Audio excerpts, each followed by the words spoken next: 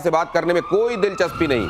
जरा ये भी बताया करें ट्रंप साहब कि कैसे उनको यहां से, देखिए ये उल्टी चपत पड़ी है उनको, दक्षिण कोरिया और यूनाइटेड स्टेट्स के युद्धाभ्यास का जवाब देंगे कहा गया है। यही बात अभी जनरल सिन्हा बता रहे थे आपको कि दक्षिण कोरिया और नॉर्थ कोरिया के बीच में शांति की कोशिश, और शांति की कोशिश कैसे कि दक्षिण कोरिया के साथ जाकर वहां वॉर ड्रिल कर रहे हैं, और वॉर ड्रिल करने के बीच में ट्रंप कह रहे हैं कि हम यहां पर समझौता कराएंगे। अब ये पीके श्रीवास्तव सर, ये तो किम जोंग उन और उनकी बहन ट्रंप को जिस तरीके से बात ये कह रहे हैं कि भाई यहां पर, ये पहले भी कह चुके हैं कि यहां पर आप ये दक्षिण कोरिया वाला मामला छोड़ दीजिए, कम से कम वो जिक्र करना बंद कर देना चाहिए। देखिए ऐसा है, आपके माध्यम से ट्रंप को कुछ बता सकते हैं प्लीज, अगर सुन ले। ये बताइए भाई धमकी दे के शांति कैसे लाई जाती है? ये मिल चुके हैं। He said ना, that little fat man, little fat man, he doesn't have an operational this thing, I have the operational button, ये बोल चुके हैं। इसका मतलब इनकी उनसे मुलाकात हो चुकी है, उसके तरीके से वाकिफ है। सर ये इस तरह नॉर्थ कोरिया मानने वाला है। ये दुनिया के ताकतवर मुल्क के सबसे बड़े नेता ये बॉडी शेमिंग क्यों करते हैं दूसरों की? बॉडी शेमिंग अब कहना नहीं चाहिए, वो हम लोग उस दायरे से बाहर है, लेकिन एक बात आप बता दें, नॉर्थ कोरिया झुकने वाला नहीं है। और जहां ये होगा दो चार और फेंकेगा, किनके कान के पास से, उनके कान के पास से, जापान के आसपास से तो फेंकता ही रहता है। तो वो नहीं झुकने वाला है।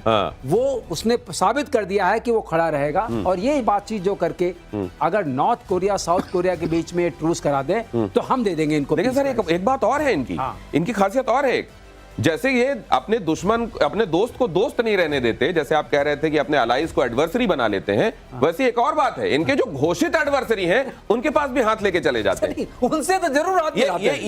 ये इनसे भी मिल चुके हैं, ये पुतिन से भी आज मिलने वाले। ये किस तरह का परसोना होता है सर कि मतलब आप ये डिफाइन ही नहीं कर पाए हैं कि इनसे, ये मेरे लिए नहीं, इनसे परहेज है मुझको, और ये मेरे दोस्त। Art of deal, art of deal है। आर्ट ऑफ डील सर ये सीरिया का भी देख लीजिए, तो अल शारा को तो उन्होंने टेररिस्ट ग्रुप बना के रखा हुआ था। अल शारा को टेररिस्ट लीडर कहते थे, लेकिन अल शारा से बात भी कर रहे हैं। यूएस डिक्लेयर्ड टेररिस्ट था, और अब उससे बात भी करते हैं। और अमेरिका वहां से निकल भी रहा है, जो उसके 10 बेसेस है उसमें से 8 बेस को खाली कर रहा है सीरिया से। अब दूसरी जगह देखिए, उसके सब डिक्टेटर्स के साथ बड़े क्लोज रिलेशनशिप है। जैसे तुम्हारी अपनी थिंकिंग है, तुम्हारे को वैसे ही लोग पसंद आते हैं। आप देखिए, अगर तो इन्होंने अपने यहाँ पे ऑफिस में 2 तरह की लाइनें रखी है क्या फोन की? एक इधर वाली, एक इधर वाली, एक दाएं हाथ से उठाते हैं, एक बाएं हाथ से उठाते हैं वाला है क्या? और जो बाएं हाथ वाला है वो एलाइज एडवर्सरीज, और जो दाएं हाथ वाला है dictators turn friends. Dictators are friends. तो कहीं ना कहीं अगर हम ये देखें कि अब जितने भी डील्स इन्होंने की हैं, ये तो क्लेम कर रहे हैं कंबोडिया, थाईलैंड, क्लेम कर रहे हैं आर्मीनिया, अजरबैजान, लेकिन क्या वो सॉलिड डील्स है? क्या वहां पे एक्चुअली लॉन्ग टर्म शांति हुई है? कि वो तो ये क्या आप डोनाल्ड ट्रंप को अपने बारे में, सर उनको क्या ये कहना चाहिए, डोनाल्ड ट्रंप मेरा कुछ ठीक नहीं है? क्या यही उनका परिचय होगा सर? क्या इतिहास इसी तरीके से जानेगा कि एक नेता था जिसका कुछ ठीक नहीं था? जैसे चौपट राजा के बारे में बताया जाता है, अंधेर नगरी चौपट राजा, क्या उसी तरह के व्यक्ति के रूप में इतिहास इनको याद करेगा? आपसे जानूंगा। लेकिन ईरान और इजराइल में जुबानी जंग तेज हो गई है। नेतन्याहू और ईरानी राष्ट्रपति मसूद पेजेश्कियान में छिड़ी जंग। नेतन्याहू बोले अगर राष्ट्रपति पद छोड़ दे पेजेश्कियान तो इजराइल का जल संकट हल करने में ईरान की मदद करेगा इजराइल। पेजेश्कियान ने कहा जो गाजा को पानी नहीं देता वो ईरान को क्या पानी देगा? ईरान इन दिनों गंभीर जल संकट से गुजर रहा है। इसे लेकर पेजेश्कियान ने हाल ही में एक बैठक में कहा था कि हमारे पास न जमीन के नीचे पानी है, न बांधों में पानी है, तो बताइए हम करें तो क्या करें? अब ये जो बात है, अब देखिए मसूद पेजेश्कियान पहले एक बात कह चुके हैं कि जो टारगेट नंबर 1 है इजराइल का, वो खमेनी नहीं है, वो मसूद पेजेश्कियान है। अब ये वाली बात कहने के बाद जैसे इजराइल की तरफ से ये बयान आया, एक बार फिर घूम जाएंगे, वो देख लो कौन है असली टारगेट। और इसके पीछे अपने घर में खामेनेई से ऊपर अपना कद प्रतिस्थापित करने की उनकी मंशा है। क्या मैं ठीक कह रहा हूं जनरल सिन्हा? एब्सोल्युटली। देखिए जो क्या कर रहे हैं नेतन्याहू, क्या गेम खेल रहे हैं ईरान। एक चीज तो हुआ, जो उन्होंने ऑपरेशन शुरू किए थे जून के महीने में, somehow it has not been successful। 10 दिन का चला था। अमेरिका भी मिडनाइट हैमर भी मार लाया। वहां पर चीजें नहीं बदली। वो चाहते थे कि चाहे चेंज ऑफ रिजीम भी हो जाए, खुमैनी साहब को ये निकाल देंगे। उसने, रशिया ने कह दिया ये चीज मंजूर नहीं है, आप उसको टच नहीं कर सकते। भले ही अल खुमैनी साहब ने अपना पूरा का पूरा भार IRGC के 3 लीडरों को दे रखा है कि आप इसको संचालित करें।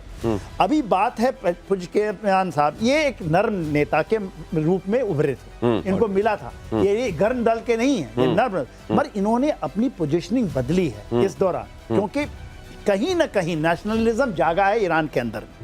तो ये तो डिफिकल्ट हो रहा है बोथ अमेरिका को भी इजराइल को भी। मेरा ऐसा मानना था कि इजराइल और अमेरिका जब करेंगे तो बहुत क्षति होगी, और मेरा शुरू का मत बाद में जब पता चला कि इनके इतने 37 घंटे उड़ के आए थे अमेरिका से, जो ये B-2 बॉम्बर्स में GBU 57 मारेंगे, मगर वो पहुंच नहीं पाए, क्योंकि वो तो मेरे ख्याल से 30 या 40 मीटर भी नहीं गया वो अंदर। तो ये जो कह रहे थे कि हम बर्बाद कर देंगे, और 400 जो केजी है, मेरे ख्याल से ये रशिया पहुंच चुका है, जो इनरिच में उसकी एक बात चल रही है, वो रशिया में वो ले जाकर सेफ सुरक्षित कर दिया है। ऐसा खबर आ रहा है। अच्छा। तो ईरान को झुकाना, आप यहाँ पर नेशनलिज्म है, तो ये भी बड़ा आसान नहीं है, ईरान को झुकाना भी बड़ी आसान बात नहीं है। और इधर ग्लाइड बॉम्ब 100 को लेकर बड़ी खबर, SAAW ग्लाइड बॉम्ब को जेट संचालित मिनी क्रूज मिसाइल में बदला जा सकता है। 200 किलोमीटर से ज्यादा की इसकी मारक क्षमता होगी। यहां पर आपको तस्वीरों में दिखाई दे रहा है, बाकी श्रीवास्तव सर इसको आपको बताएंगे। देखिए ऐसा है, SAW is smart anti airfield weapon.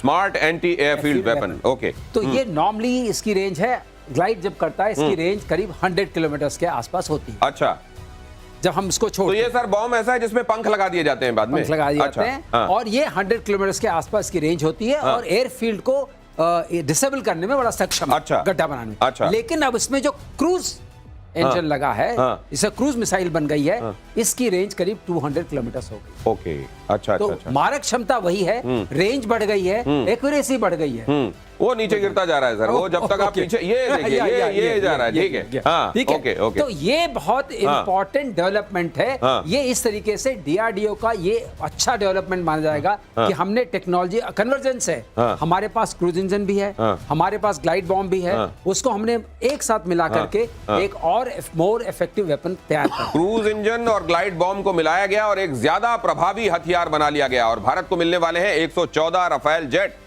Rafale खरीद को लेकर इंडियन एयरफोर्स की डिमांड, टेंडर को दरकिनार करके राफेल खरीद की मांग की गई है। G2G प्रक्रिया के तहत खरीद की वकालत की गई है। इस खबर के मायने कोमोडोर बहल।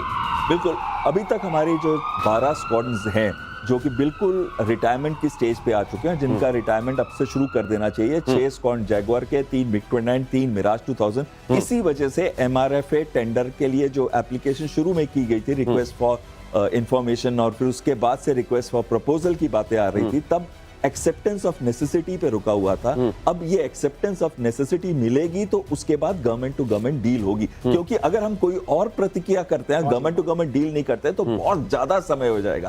और हमें इस समय अपना शॉर्ट टाइम गैप पूरा करना है, जब तक कि हमारा AMCA 2035 में ऑपरेशनल नहीं हो जाता या उसकी प्रोडक्शन शुरू नहीं हो जाती। और इस समय पे जब हमारे स्क्वाड्रन स्ट्रेंथ नीचे आ रही है, तो उसको फिल करने की स्ट्रेंथ जो है वो स्लो है, और retirement state is far outstripping induction. तो इसमें एक चीज बस कहना चाहता हूँ, पाकिस्तान मीनवाइल जो है ना उसकी बढ़ती जा रही है, वो 2 स्क्वाड्रन और J-35 के ले रहा है। तो हम दोनों के बीच में जो एक लार्ज कैपेबिलिटी गैप था, एज था, वो अब कम हो रहा है। पाकिस्तान के पास नंबर बढ़ रहा है, लेकिन ये नंबर बढ़ने से बहुत ज्यादा फिक्र भारत नहीं करता, क्योंकि मालूम है कि नंबर गिनाने के लिए है, वहां पर उसका इस्तेमाल क्या करते हैं आपने देख लिया है। लेकिन फिर भी नंबर को इग्नोर नहीं किया जा सकता, और भारत जापान के बीच बड़ी डील की संभावना। भारत के लिए फाइटर जेट के इंजन बना सकता है जापान। फ्रांस, यूके से भी भारत की बातचीत चल रही है। DRDO ऑफर का मूल्यांकन करेगा, रक्षा मंत्रालय लेगा आखिरी फैसला। लेकिन क्या यहां पर भी जनरल सिन्हा वो वाला चक्कर तो नहीं रहेगा, वो टेक्नोलॉजी के संदर्भ में कोई एक मास्टर की अपने पास रख लेने वाला? जो जापान के साथ बातचीत हो रही है वो ग्लोबल एक इंजन डेवलप हो रही है, जिसमें यूके भी है, मेरे ख्याल जापान है, यूके है, इटली है, उसके साथ भारत ज्वाइन करना चाहता है। जापान का ये कहना है कि ये जो इंजन डेवलप हो रही है, यदि भारत इसको ज्वाइन, और प्रधानमंत्री शायद जा रहे हैं चाइना जाने से पहले, जो जा रहे हैं 31 तारीख को इस महीने के, और 1 तारीख को, उसके पहले वो जापान जा रहे हैं, तो इसमें भी बातचीत होगी। ओके, और अब ये तो आज प्रधानमंत्री ने कह दिया है कि कर दूं दिनेश, जापान जो है GE के इंजन के भी, रोल्स रॉयस के भी, और सफरान के भी बहुत सारे इंजन के पार्ट्स बनाता है ऑलरेडी। और तुर्की से ड्रोन खरीदने की तैयारी में है जापान। बैरक्टियर TB2 ड्रोन खरीदने का प्लान है। इजराइल से हेरॉन 2 की खरीद की तैयारी है। ड्रोन खरीद के लिए जापान ने बढ़ाया है अपना रक्षा बजट। ये खुद क्यों नहीं डेवलप कर रहा है, खरीद क्यों रहा है इनसे जापान? जापान खरीद रहा है Bayraktar TB. I miss the okay हाँ। तो ये मुझे लगता है कि सस्ता है हाँ। और इनको क्विकली चाहिए हाँ। और इनके कोस्टल एरियाज के लिए ठीक है। अच्छा। लेकिन ये सवाल जो आपने पूछा आई थिंक अच्छा सवाल है, क्यों खरीद रहा है उससे तुर्की से? जबकि जो जापान अपने आप है वो ऐसे कंपोनेंट्स बनाता है जो समझ आते हैं आर्टिफिशियल इंटेलिजेंस को भी इंटीग्रेट करते हैं और बहुत ज्यादा टेक्नोलॉजिकली एडवांस्ड है। इसका वही रीजन है जो आप बताने की कोशिश कर रहे थे कि जल्दी से मिल जाए, जल्दी मिल जाए। और इनका जो शॉर्ट टर्म गैप है, जबकि चाइना ताइवान के साथ जो अपना टेंशन बढ़ा रहा है और जो सेनकाकू आइलैंड्स के पास जो प्रॉब्लम चलती रहती है इनकी, उसके दिनेश ये नंबर्स का गेम है, ये नंबर्स गेम है, क्विकली नंबर्स आ जाए जैसे हम G2G ले रहे हैं। चलिए बहुत धन्यवाद आपका। आज खास तौर से इस मौके पर ये प्रतिशोध तो और भी खास है क्योंकि आज का दिन खास है और आप लोग पधारे इसलिए ये हमेशा खास बन जाता है। जय हिंद। जय हिंद। जय हिंद।